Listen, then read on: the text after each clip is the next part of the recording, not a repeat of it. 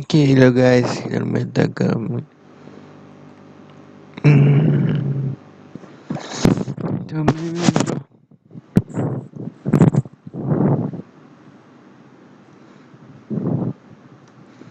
Kena masuk kacau.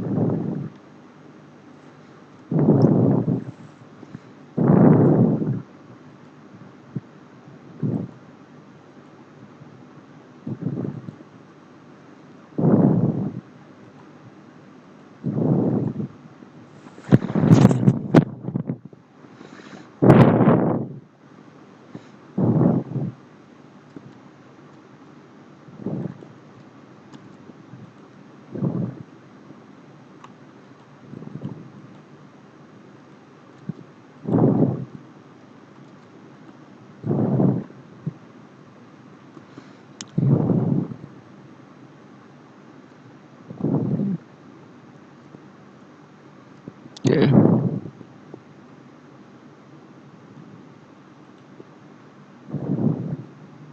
Okay.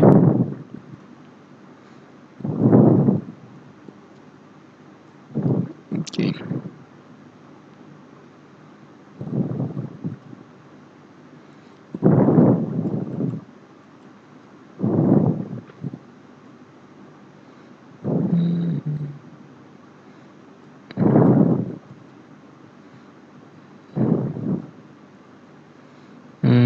Kita tukar.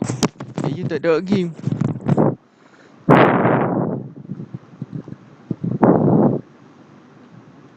Tapi nak ambil boleh.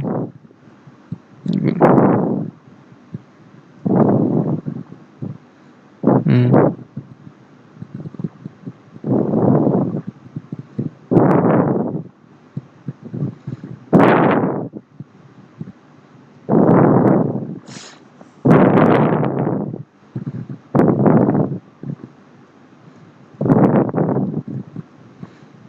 Macam mana nak dapat, aku nak dapat diamond?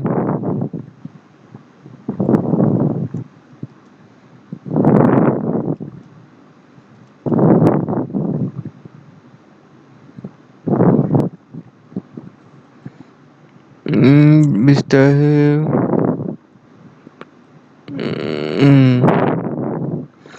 Nampak diamond.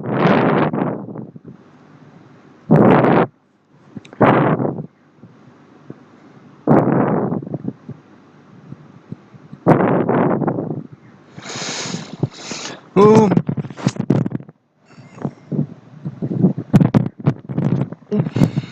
Go lah.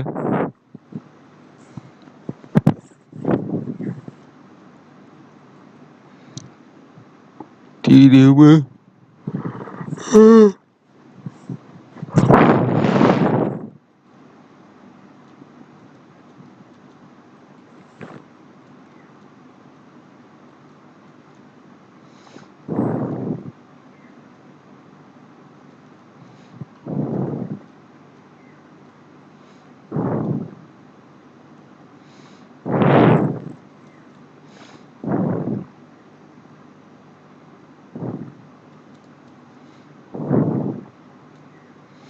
Okay.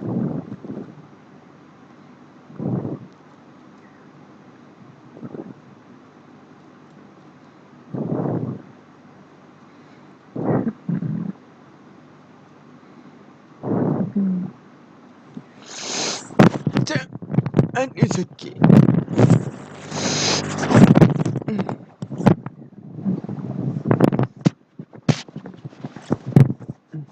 Satu dah.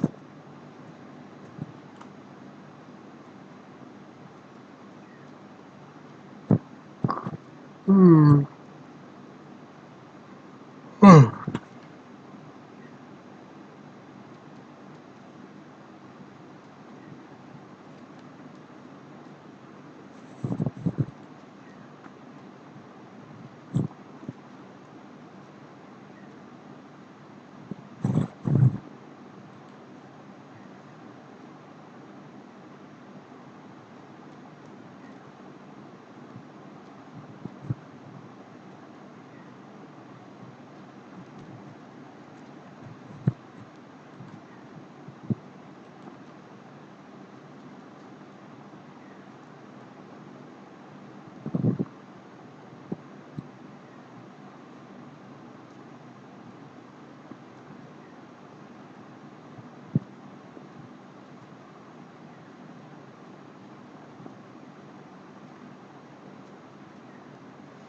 Hmm. Masak kat kacau tu.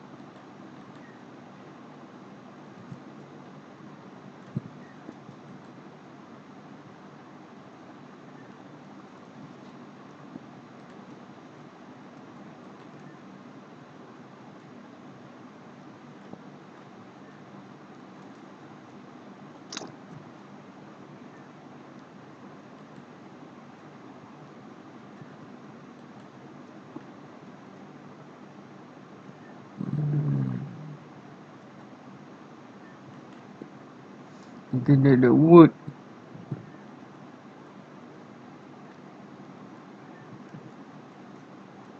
Sedua pula.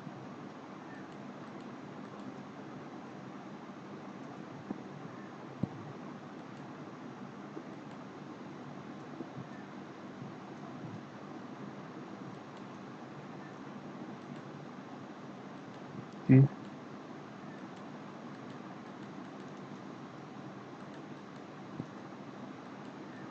Nanti aku macam lah, okay, bini ni akan release 2 setiap 2 hari.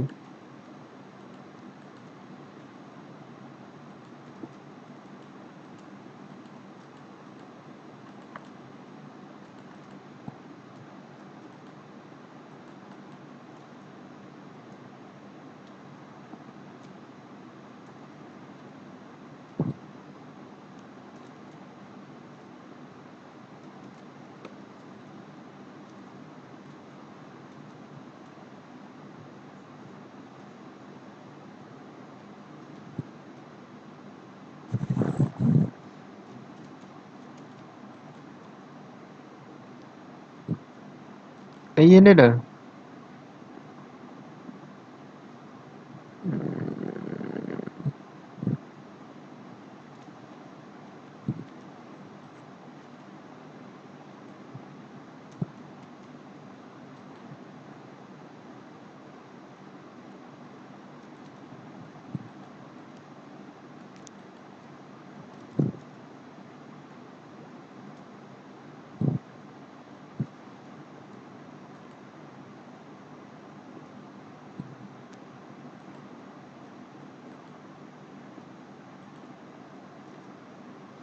Hmm.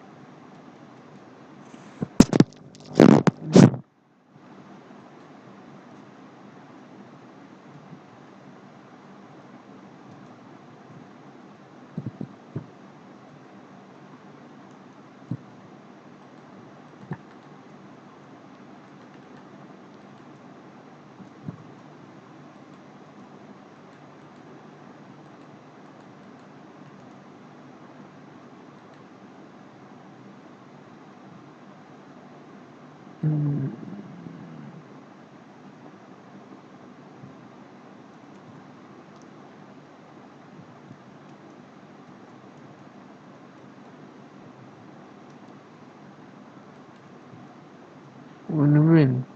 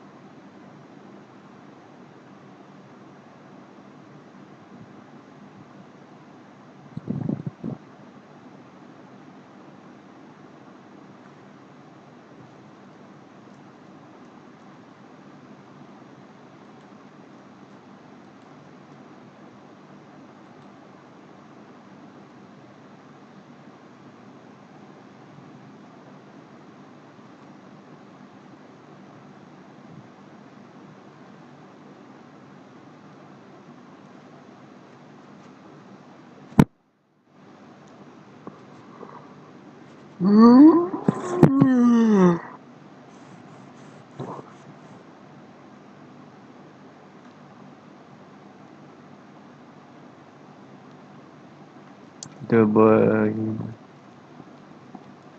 hmm,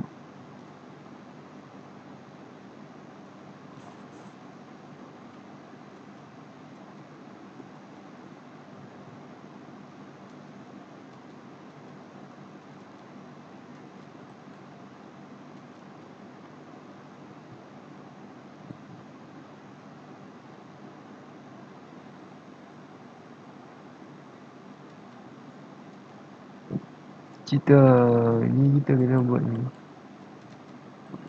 Aku tak tahu nak ada apa-apa. Ni kita buat go ni untuk buat apple. Kalau sekiranya ada zombie jatuh. Bila zombie.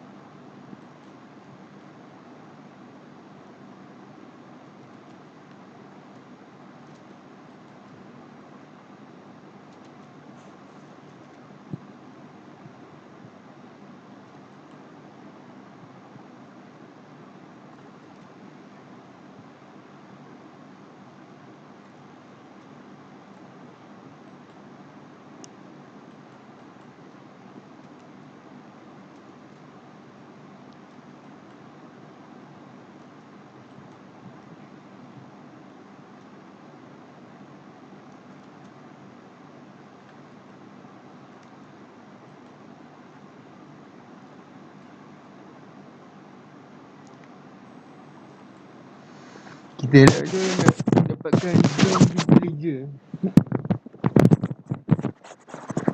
Villager sebab kita nak buat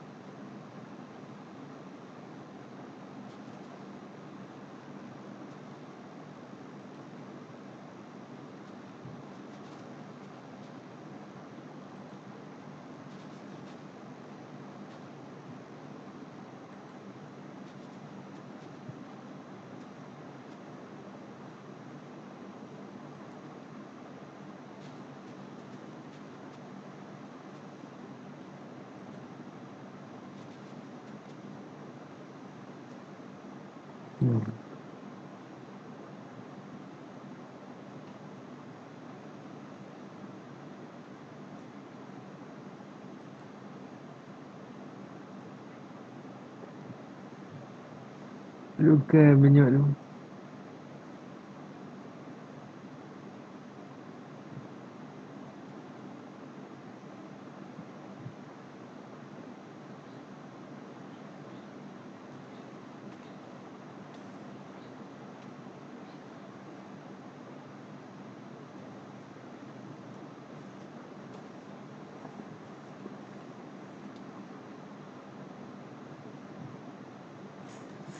Zombie villager lah.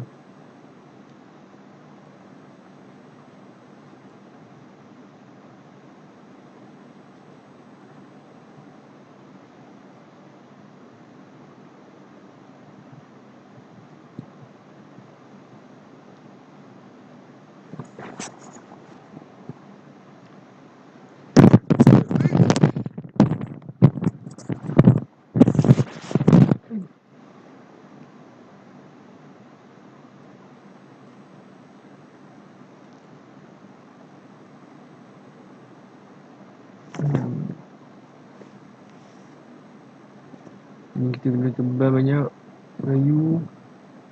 Boleh je.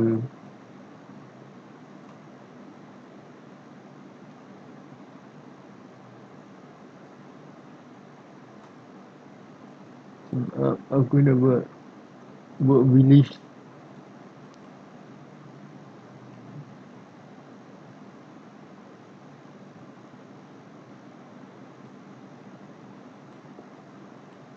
Hmm?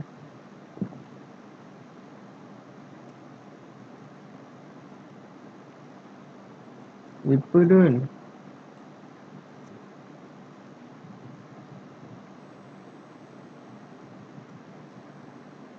Aku nak ni.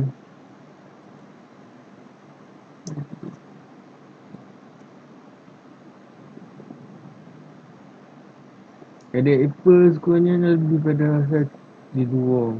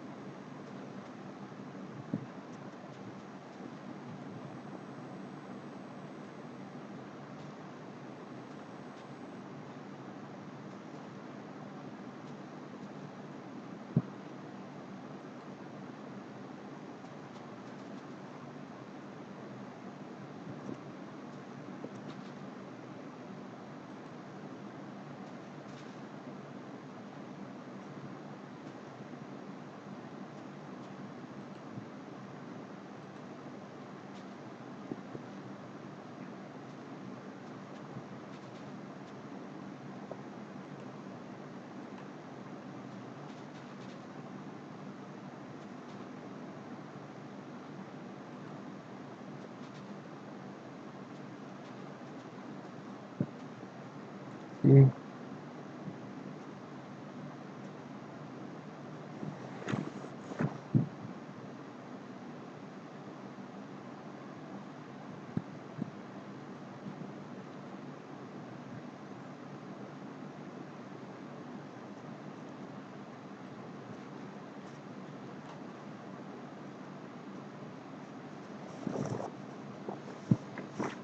Benda trifam aku kena buat juga. Tapi yang senyam kali tidak kat.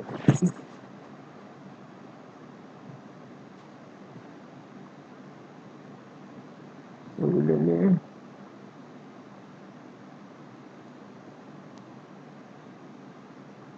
Sekejap.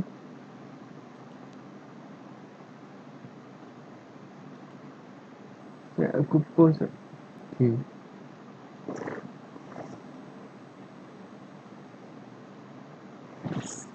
Sorry dulu.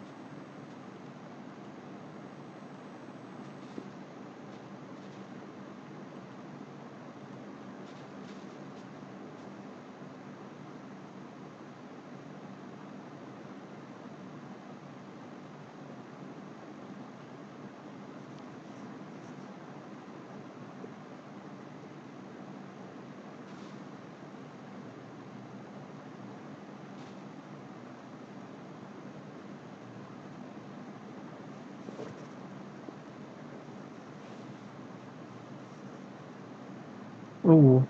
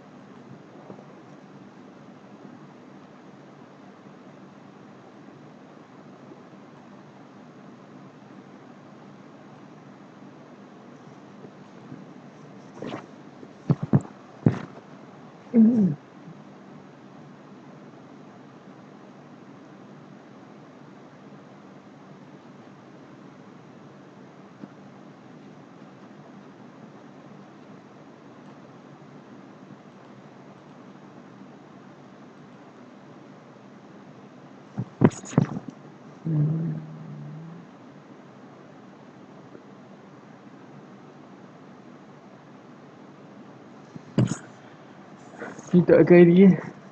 Tidak.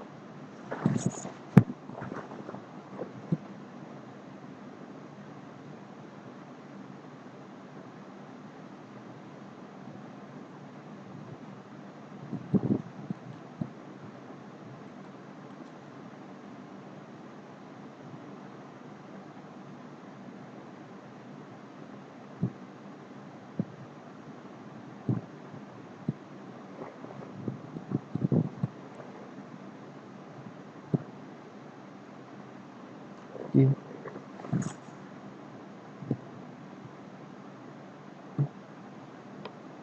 Apa tunggu sekejap. Aduh.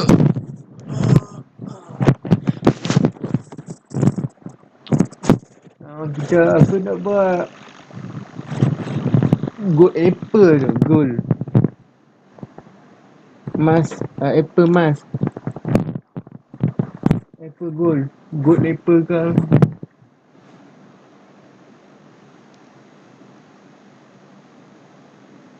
Uh,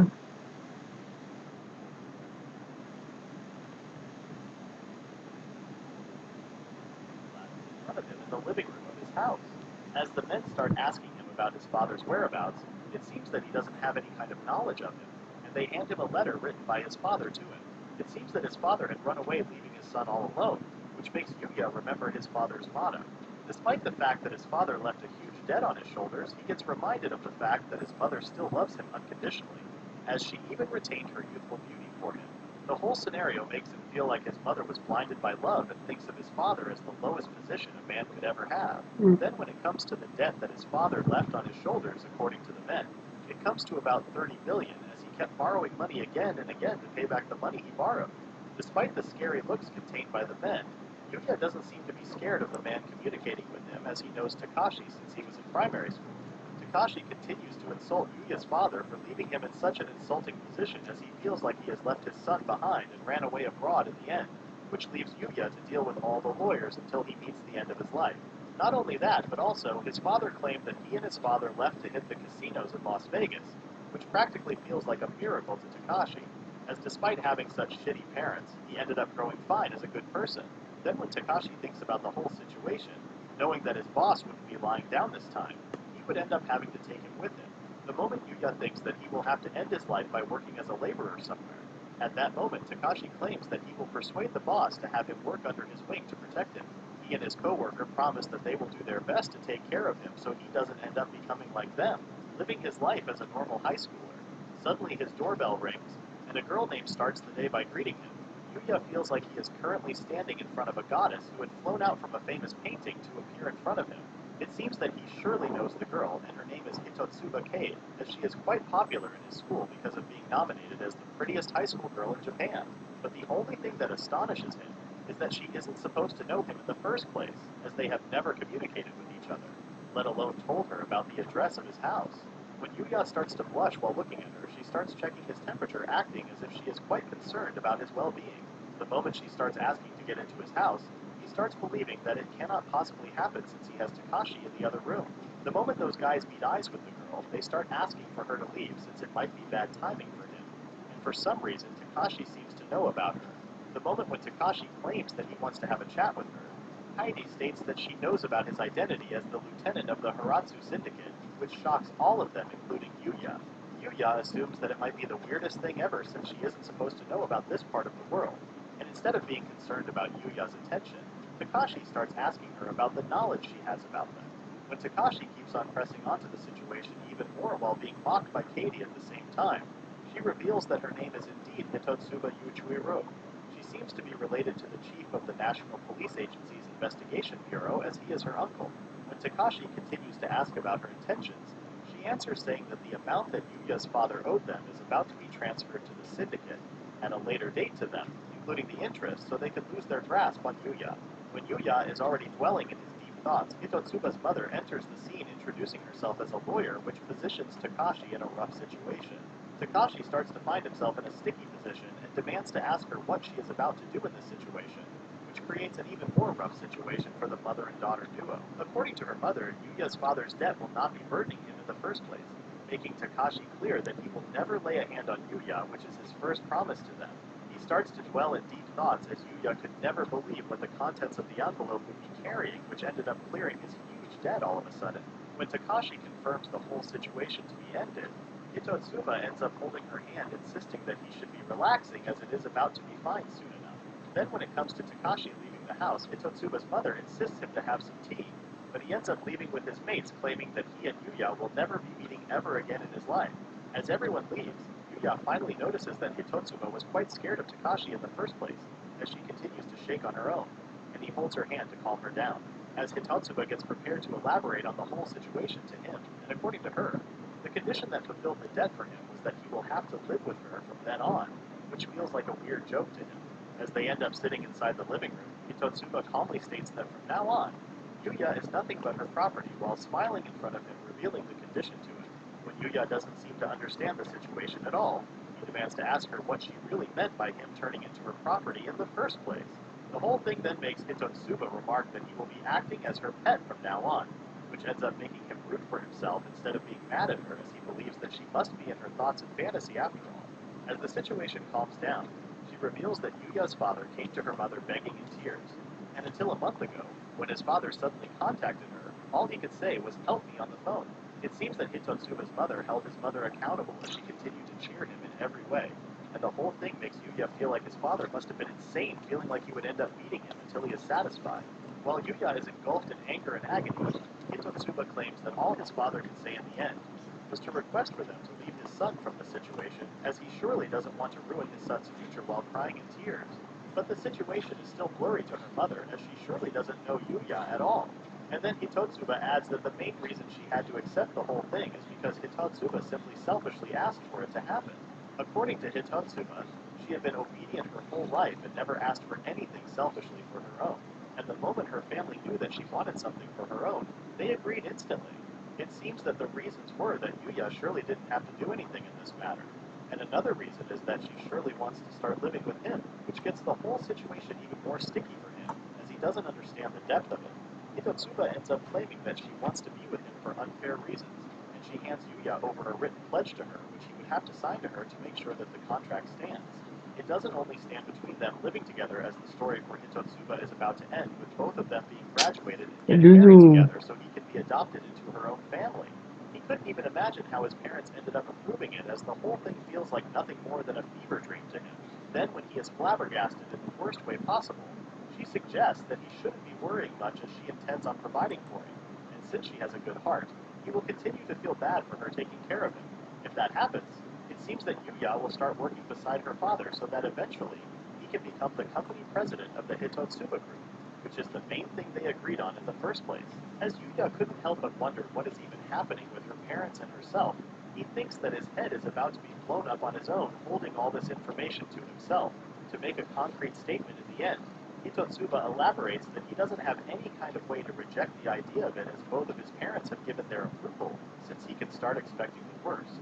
Yuya thinks that he might have a general idea of what will happen, as he will be working like a slave as an employee of the Hitotsuba company. But to contradict all of his thoughts, she remarks that if he ends up refusing the offer, he will continue to be her butler for the rest of his life, and adds that if he ends up being her butler, he will never have the chance of doing anything naughty with her while puffing her chest in front of him. The words coming out of her mouth start making him feel like he is living in a different kind of hell right now, as he can tell that she is forcing herself to make her say these things. Moreover, Having that kind of relationship with her while acting as her personal butler doesn't seem too bad for him, but she wouldn't ever accept the idea to begin with, as she ends up stating that pure love would be way better for them, as he would want to profess his love proudly to her while acting all cute in front of her. When he compares the face she shows to the world and her current state, he thinks that he will be one of the few boys who know the true face of Hitotsuba Kaiden, and ends up claiming that he will be accepting the negotiation on his behalf. He adds that since it wasn't his place to refuse her in the first place, so he would avoid that, and clears up the fact by saying that he will get to live with her and marry her for real. Then when Yuya states that the whole thing must be amazing for him in the end, Hitotsuba starts up almost instantly asking what is wrong with him, and he doesn't understand her reason to ask him something like that all of a sudden, when he awkwardly asks her, nothing must be wrong with him. She asks him back then why he would be crying on his own then. Yuya doesn't seem to understand that even though he might be freed from his parents, his tears aren't stopping in any way, as he feels like his chest is about to burst open for real. At that moment, Hitotsuba ends up embracing him all the way, claiming that it will be alright since she will be with him right now and till the end. The moment he loses her embrace, Yuya starts embracing her on his own, which makes Hitotsuba state that even if he is suddenly all alone, it is obvious that he will be feeling lonely, but from now on, he can continue to be happy. Later, Hitotsuba suggests he should start packing once he manages to settle down with his decision, as they will start demolishing his house almost immediately. The whole idea of demolishing the house feels insane to him, as he had never thought that the whole house of his would be gone all of a sudden. To add more information to the matter, Hitotsuba claims that the whole plot will be cleared to have a house to be rebuilt and rented out, so the whole thing would act as some kind of income from the rent that they will be getting.